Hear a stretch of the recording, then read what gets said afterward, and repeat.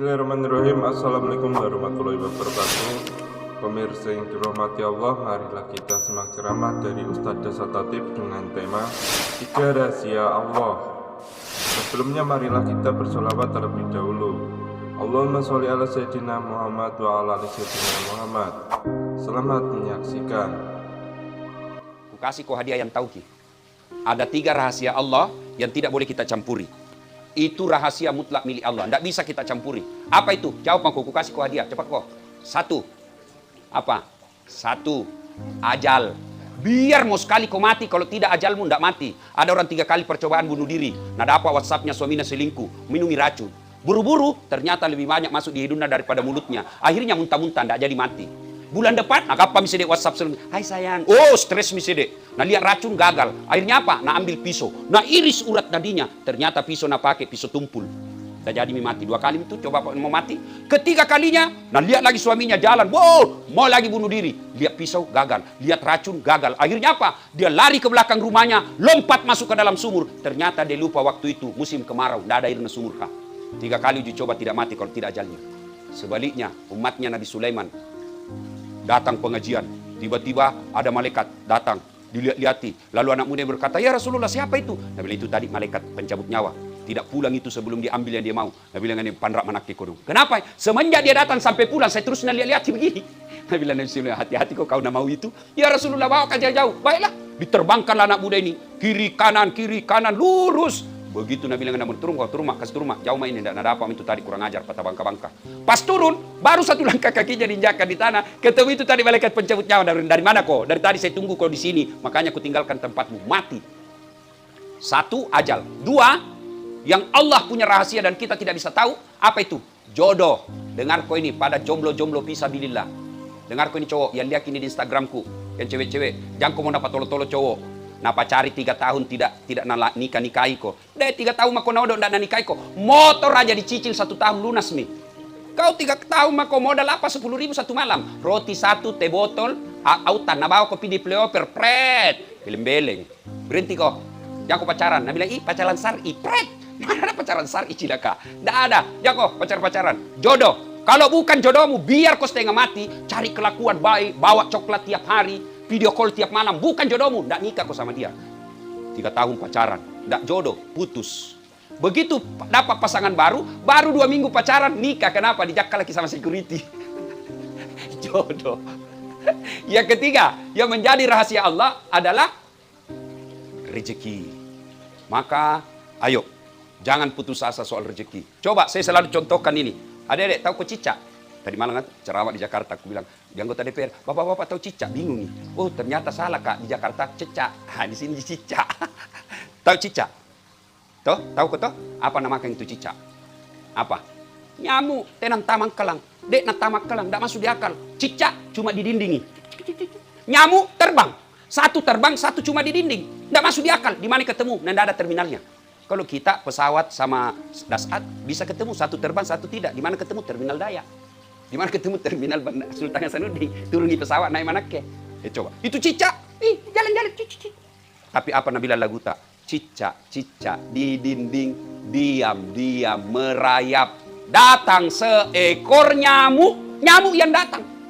Nyamuk yang datang itu cicak. Tidak Nabila lagu, cicak lompat ke nyamuk. Patah-patah. Coba.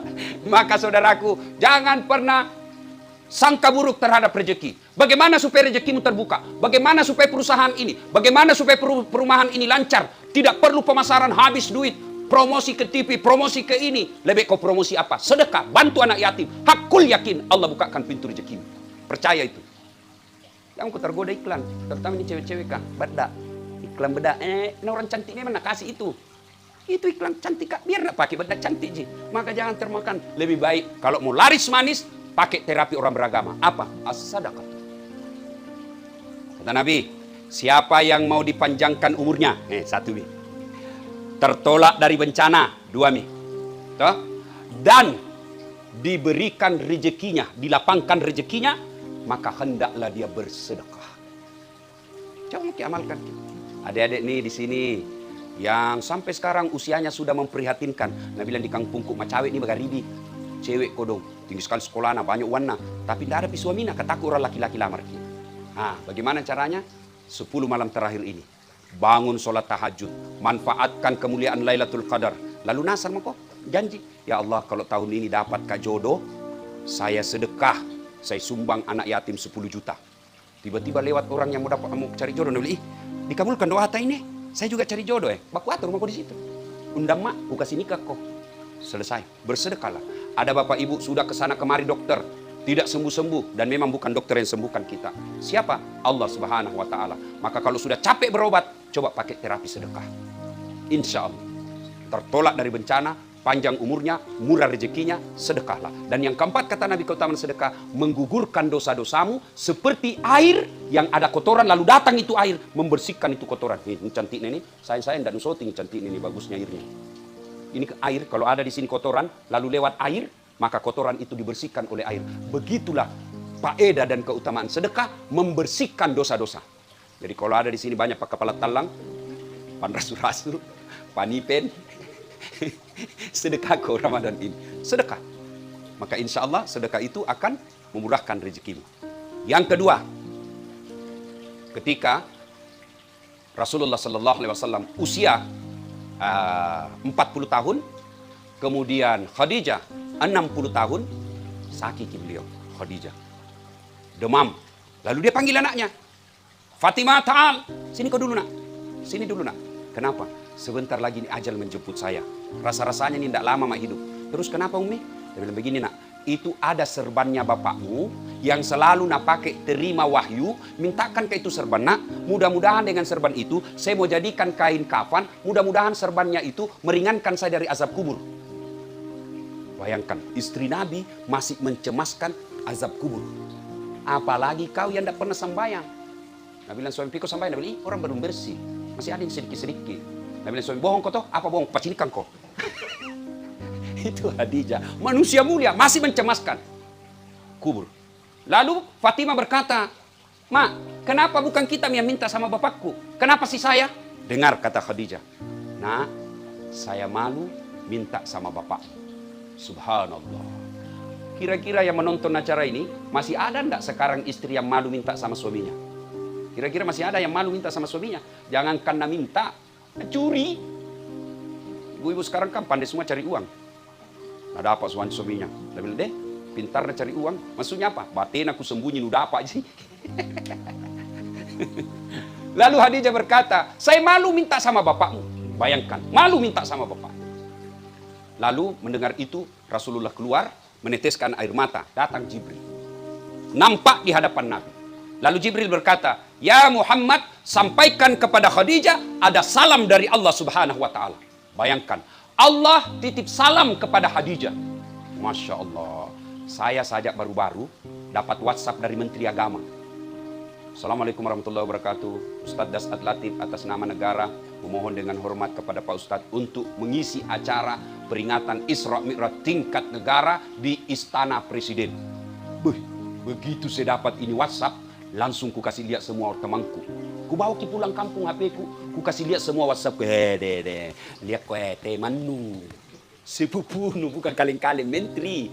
Coba saya sudah bangga, menteri diundang ke Istana Presiden, padahal presiden ada hilang masa jabatannya. Ini Allah yang titip salam, sampaikan kepada Khadijah ada salam dari Allah. Subhanallah. Tidak cukup sampai di situ, Jibril lalu menyampaikan lagi kepada Nabi, karena Jibril tidak boleh bicara langsung kepada Khadijah, karena Jibril hanya bisa bicara kepada Nabi dan Rasul. Ya Muhammad, sampaikan kepada Khadijah, Allah telah menciptakan istana dalam surga untuknya. Bayangkan, istana, surga sudah sebuah kenikmatan, surga sudah sebuah kemuliaan, ditambah lagi istana dalam surga. Subhanallah. Dan istana itu kata Jibril, Allah ciptakan istana itu terbuat dari mutiara. Maju Pak Eko. Mutiara. Coba, kenapa bukan jamrud? Kenapa bukan berlian? Kenapa bukan emas? Usut punya usut. Ternyata Khadijah punya sifat seperti mutiara. Ibu-ibu tahu mutiara? Adik-adik gadis nih, tahu kok mutiara toh? Tahu kok toh? Bukan mutiara tetangganu. Itu anak orang. Ini yang perhiasan nggak? Toh mutiara. Coba lihat itu mutiara. Hidupnya kan di dasar laut, kerang, ibaratnya kerang. Toh? Ah, dia buka, dia punya apa itu? Perut, apa sih namanya? Pokoknya nak buka itu moncongnya. Cuk. Masuklah pasir dan kerikil-kerikil. Bayangkan, lihat itu perutnya mutiara. Bayangkan misalnya tude. Tahu jago tude toh? Compa. Tidak mau tahu pi. Kerang. Tidak mau tahu pi. Tidak aku tahu nih. Kalau di kampungku compa, tude, kerang. Nah, coba lihat itu kerang. Haluskan, halus kulitnya. Lalu masuk pasir dan kerikil-kerikil. Pasti sangat perih. Daging yang halus ketemu pasir. Coba kalau Bapak sariawan, masuk pasir. Jangankan pasir, air aja masuk. Coba, biar kau hobi makan pisang goreng, kalau sariawan kau tidak bisa kau makan pisang goreng. Itu kerang begitu, mutiara, masuk itu pasir. Apakah mutiara teriak? Tidak, mutiara dia tutup, baru ku ingat, cangkang. Bukan mulut, cangkang. Dia tutup cangkangnya, lalu dia olah itu pasir, ketemu dengan kulitnya, dagingnya, lalu cangkang kemudian itu dia buka. Apa yang keluar?